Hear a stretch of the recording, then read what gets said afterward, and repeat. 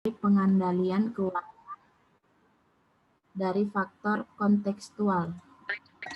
Yang pertama yaitu stabilitas lingkungan. Desain pengendalian dalam lingkungan yang stabil dapat berbeda dengan desain pengendalian dalam lingkungan yang selalu berubah. Stabilitas dalam lingkungan eksogen dapat dinilai dari kekuatan gerakan yang secara eksternal menghasilkan produk yang memerlukan suatu tanggapan. Derajat stabilitas lingkungan dapat ditingkatkan dengan memilih alat yang tepat terhadap perubahan lingkungan, seperti pengenalan sejumlah produk baru, tindakan pesaing yang melakukan metode produksi yang lebih baik atau efisien, atau inisiatif pihak pengambilan keputusan yang mempengaruhi unit kerja. Yang kedua yaitu ada motif keuntungan.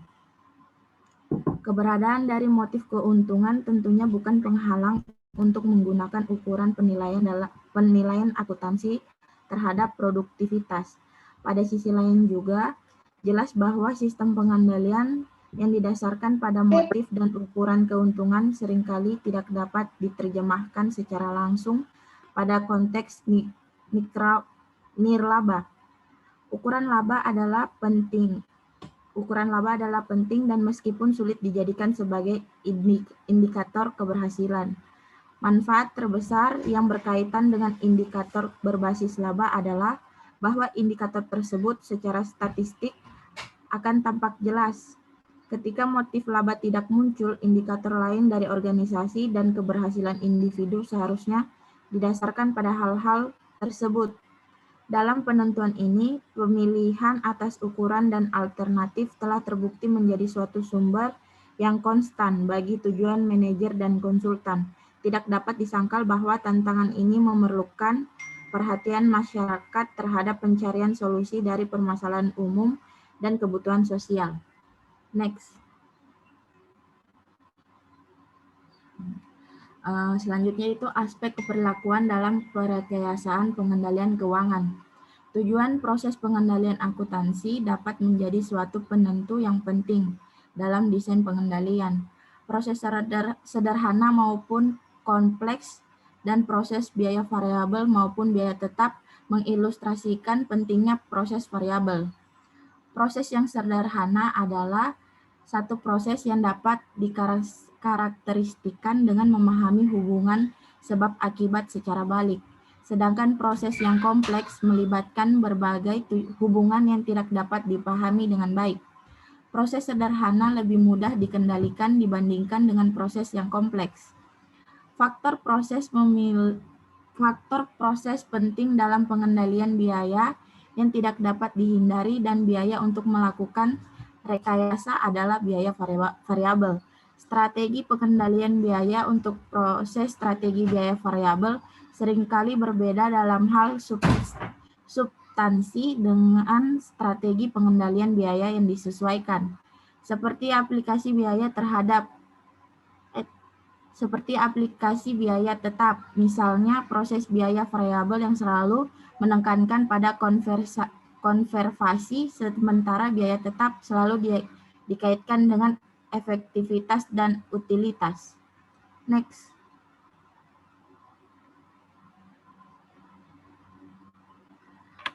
Aspek keperilakuan dan pengendalian keuangan dalam kerangka pemberdayaan perusahaan. Yang pertama, membangun sistem pengendalian diagnostik. Sistem pengendalian diagnostik bekerja seperti tombol-tombol pada panel pengendalian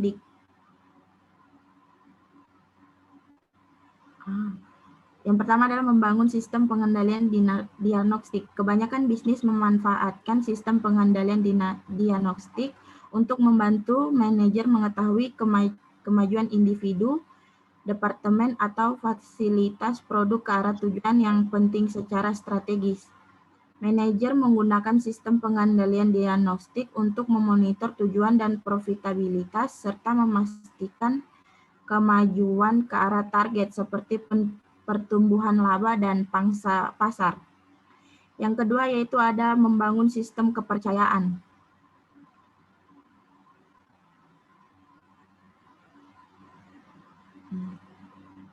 Perusahaan menggunakan sistem kepercayaan selama bertahun-tahun untuk menegaskan nilai dan arah yang diinginkan oleh manajer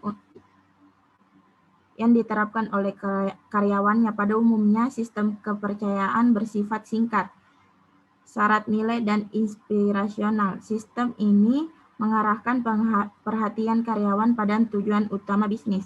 Cara organisasi menciptakan nilai, upaya untuk mencapai tingkat kinerja operasi, dan cara seseorang diharapkan untuk mengatur hubungan internal dan eksternal. Manajer menerapkan sistem ini dalam kelompok yang sangat berbeda dan organisasi di mana kepercayaan seringkali diremehkan karena kurang penting. Yang ketiga yaitu membangun sistem batasan.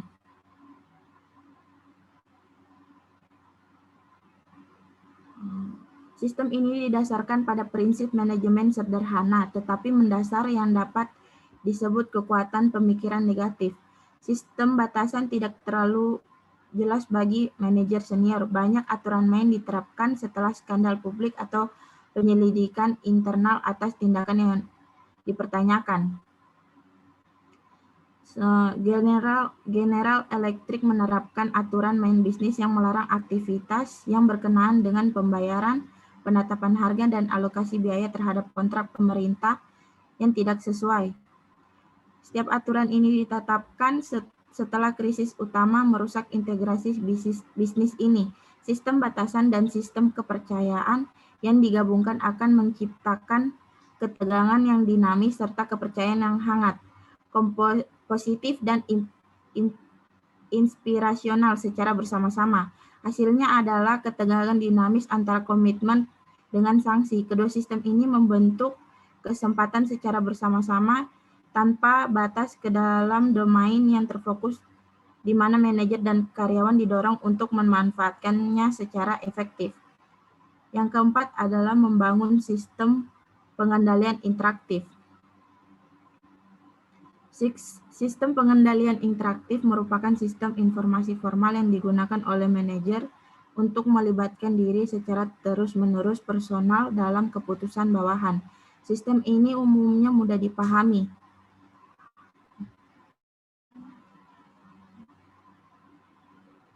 Manajer senior berpartisipasi dalam keputusan bawahan, memfokuskan perhatian organisasi, serta belajar mengenali masalah sebagai strategi utama. Sistem pengendalian interaktif memiliki 4 karakteristik, yaitu yang pertama, memfokuskan pada informasi yang berubah secara konstan dan diidentifikasikan oleh para manajer puncak sebagai informasi yang potensial bersifat strategis. Yang kedua, informasi menuntut perhatian rutin yang cukup signifikan dari manajer operasi di seluruh tingkatan organisasi. Yang ketiga, data yang dihasilkan dijabarkan dan didiskusikan dalam rapat langsung yang dihadiri penyedia bawahan dan rekan sejawat. Yang keempat, debat hanya akan berlangsung mengenai data, asumsi, dan tindakan perencanaan. Dan yang terakhir adalah melakukan penyeimbangan pemberdayaan dan pengendalian. Manajer yang efektif akan memberdayakan organisasinya karena mereka percaya pada potensi dasar manusia untuk melakukan inovasi dan menambah nilai. Seiring dengan perkembangannya perusahaan, manajer senior tidak lagi berhubungan secara konstan dengan semua karyawan yang dapat mengidentifikasi dan merespon masalah dan kesempatan yang meluas. Tidak dapat dipungkiri bahwa pengendalian dan komunikasi prinsip-prinsip merupakan hal yang penting. Secara kolektif, keempat jenis pengendalian tersebut disusun dalam kekuatan yang saling mendukung. Oleh karena organisasi menjadi lebih kompleks, manajer akan selalu berhubungan dengan kesempatan dan kekuatan kompetitif yang bertambah serta penurunan dalam waktu dan perhatian untuk mencapai keuntungan dari inovasi dan kreativitas yang tidak dapat dicapai dengan pengorbanan pengendalian. Baik, sekian dari saya. Terima kasih.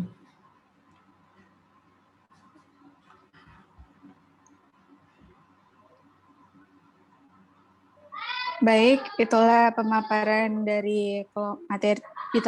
materi dari kelompok kami. saya persilakan bagi teman-teman yang ingin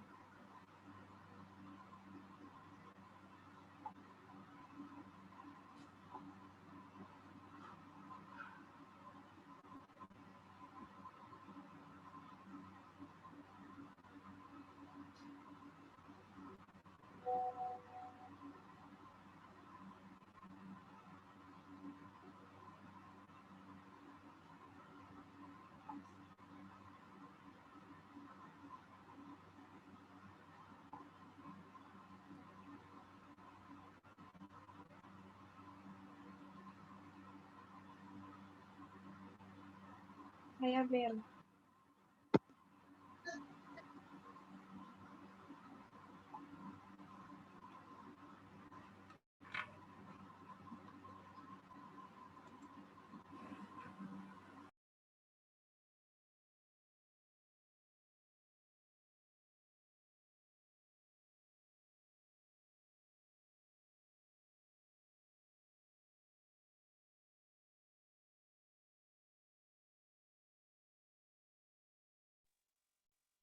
Moderator, saya ingin bertanya.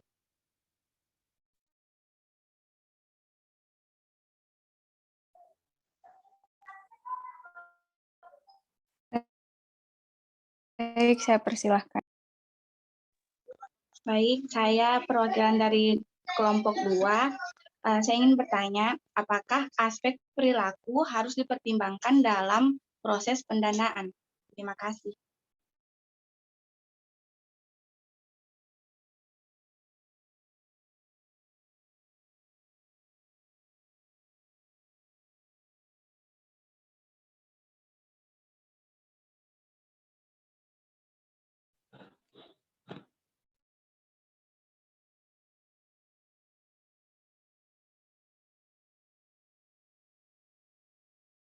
Moderator, saya juga mau bertanya.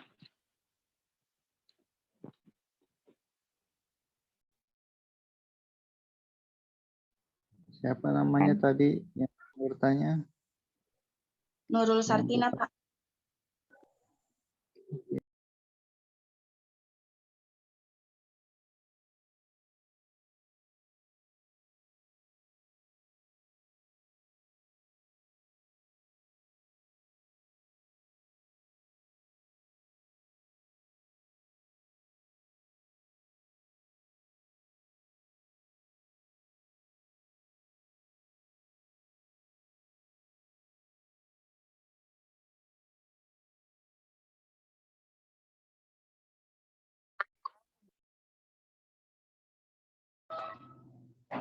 Baik, ada lagi yang ingin bertanya?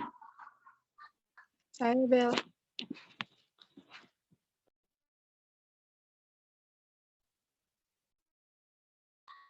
Silakan. Baiklah, nama saya Vindi Audia dari kelompok 3. Yang ingin saya tanyakan adalah, apakah pengendalian keuangan dalam suatu perusahaan atau organisasi dapat mempengaruhi kualitas laporan keuangan pada perusahaan tersebut?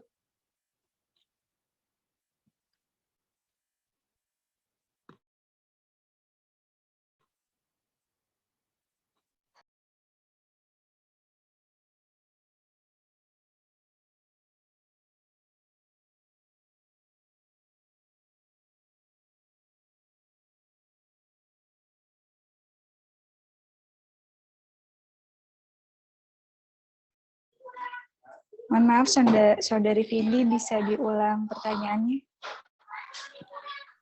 Pertanyaannya itu adalah, apakah pengendalian keuangan dalam suatu perusahaan atau organisasi dapat mempengaruhi kualitas laporan keuangan perusahaan atau organisasi tersebut?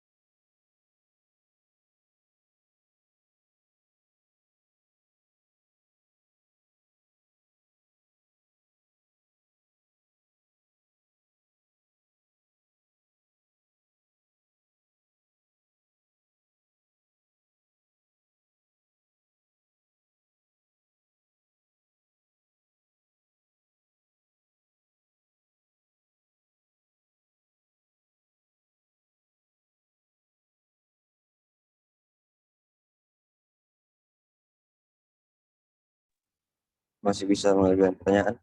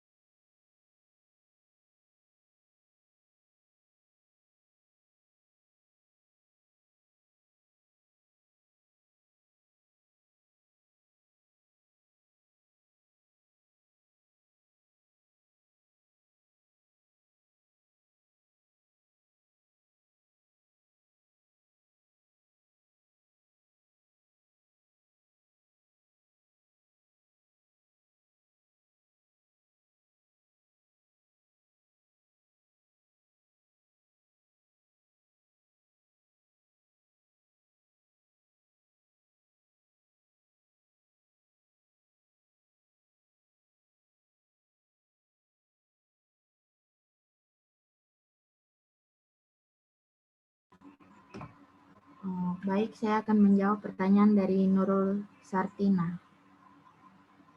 Mengapa aspek perilaku harus dipertimbangkan dalam proses pendanaan?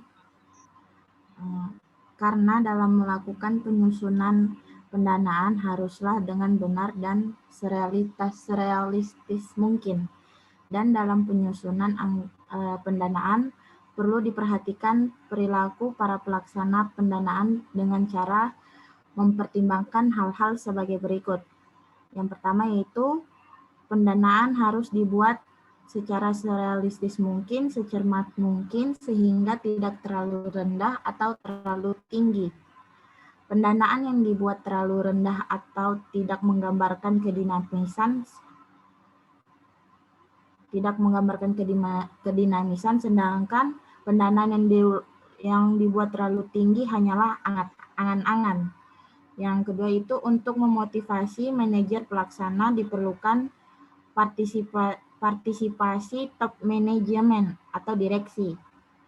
Pendanaan yang dibuat harus mencerminkan keadilan sehingga pelaksanaan tidak merasa tertekan tetapi termotivasi. Dan yang terakhir yaitu untuk membuat laporan realisasi pendanaan diperlukan laporan yang akurat dan tepat waktu, sehingga apabila terjadi penyimpangan yang merugikan dapat segera diantisipasi terlebih dahulu.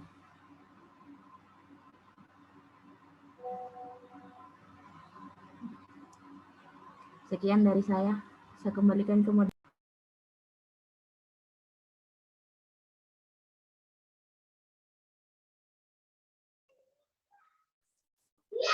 Bagaimana Saudari Tina bisa diterima jawaban dari kelompok kami? Ya, terima kasih.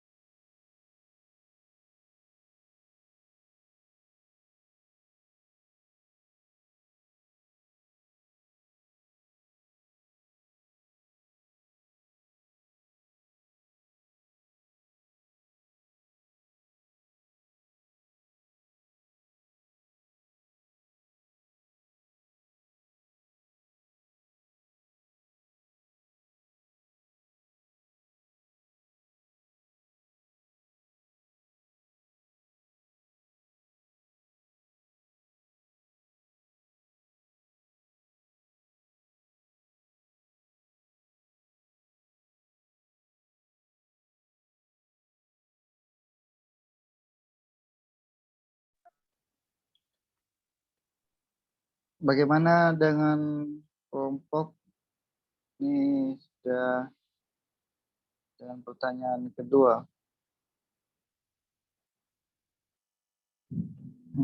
Ya, silakan ditanggapi dulu. Ya, nanti saya kemudian paparkan terkait dengan apa mungkin sekedar tambahan terkait dengan jawaban dari kelompok 7. Nah, pertanyaan kedua itu terkait dengan apakah pengendalian keuangan pada perusahaan dapat mempengaruhi kualitas laporan keuangan perusahaan tersebut.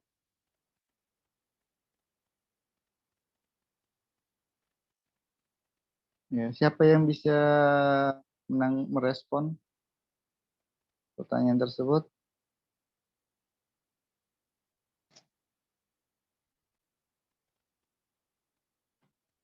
Ada Bella Aprila, ada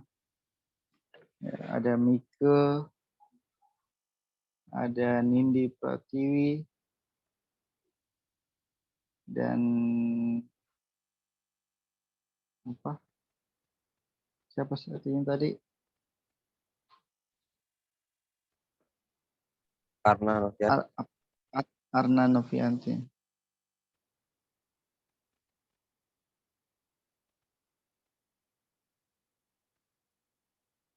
Ya, sebenarnya untuk menjawab pertanyaan tersebut, pemateri kelompok 7 itu harus mengetahui apa sih tujuan dari pengendalian itu. Ya, kalau sudah tahu kalian bisa pahami apa tujuan dari pengendalian itu, saya kira tidak ada pertanyaan, ini pasti akan mudah untuk direspon. Ya, bagaimana Mika?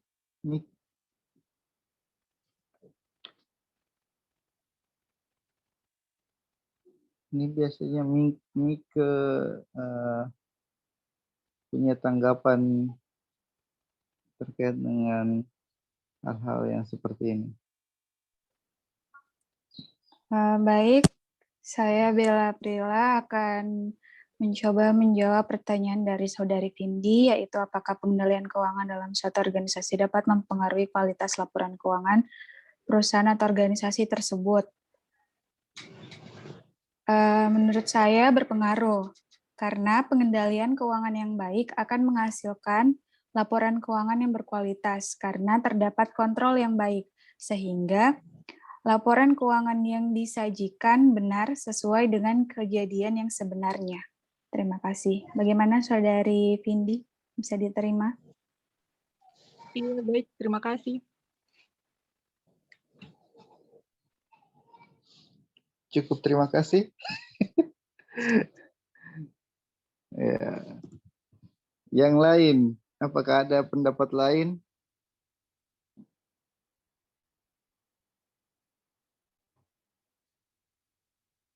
Ya. Oke ya. Jadi pertanyaan yang pertama itu, apakah aspek perilaku harus dipertimbangkan dalam pendanaan? Ya. Jadi yang pertama kita harus ketahui dalam masalah pengendalian keuangan dan metode dalam pengendalian tersebut, ini kita harus pahami bahwa apakah itu sebagai akuntan, apakah itu sebagai seorang auditor, bahwa masalah keuangan adalah masalah yang sangat di sini biasanya dia dikategorikan sebagai masalah paling utama dalam perusahaan, ya, karena karena dia juga bagian dari fungsi manajemen, ya, salah satu hal yang bisa menggerakkan aktivitas dalam perusahaan, sehingga keuangan ini merupakan suatu hal yang penting bagi perusahaan. Namun karena dia pentingnya, risiko terkait dengan baik itu kerugian yang diakibatkan dari bagaimana penjagaan terkait dengan keuangan tersebut, ini juga semakin besar. Ya, yang pertama dia mudah ya, mudah di sebagai alat yang mudah harta lancar bagi sebuah perusahaan ya. Kemudian sehingga perlu untuk menjaga lebih baik ya dari segi pengendalian. Nah, pengendaliannya seperti apa? Ya.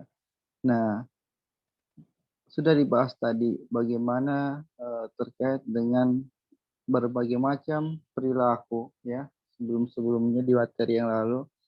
Artinya bagaimana menjaga terkait dengan masalah keuangan ini.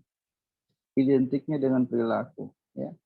Nah, jika kita kaitkan dengan sebuah teori ya yang dikemukakan oleh Theodorus Tuanakota yang mengatakan bahwa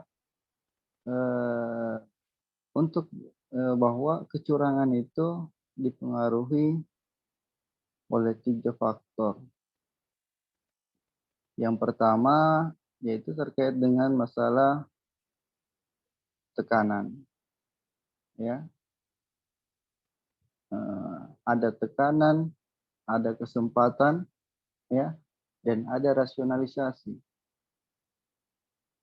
Nah, di sini tekanan di sini, ya, ini bisa terkait dengan terjadi dengan gaya hidup, ya, tekanan dari pihak keluarga, sehingga perilaku tersebut ya itu dapat mengakibatkan adanya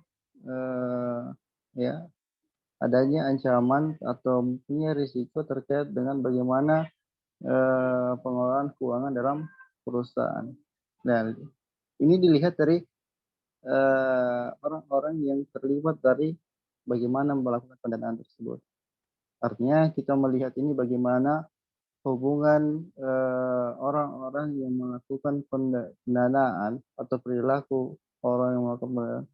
Artinya karena sifat uang ini adalah mempunyai risiko yang paling besar terkait dengan kerugian perusahaan atau suatu organisasi, maka perlu kita lihat bahwa tekanan dari individu itu dapat mempengaruhi terkait dengan risiko keuangan perusahaan.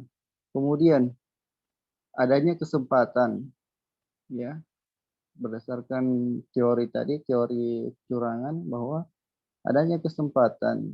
Nah, kesempatan ini dapat dilihat dalam suatu organisasi ya. Ya, yang pertama, ini masalah sistem dalam menjaga keuangan perusahaan itu. Apa yang dilakukan perusahaan? Nah, karena sifat ya uang yang sangat menarik terkait dengan adanya kecurangan, maka kesempatan ini perlu dibatasi oleh pengendalian. Apakah itu dari segi sistemnya, ya, dari segi sistemnya. Nah, sistem ini untuk sistem pengendalian bisa secara terkomputerisasi, bisa juga secara manual. Dalam sistem terkomputerisasi, ya ada sistem yang menggunakan software maupun secara menggunakan hardware. Artinya di luar penggunaan PDE, processing data elektronik. Nah, yang ketiga yaitu rasionalisasi.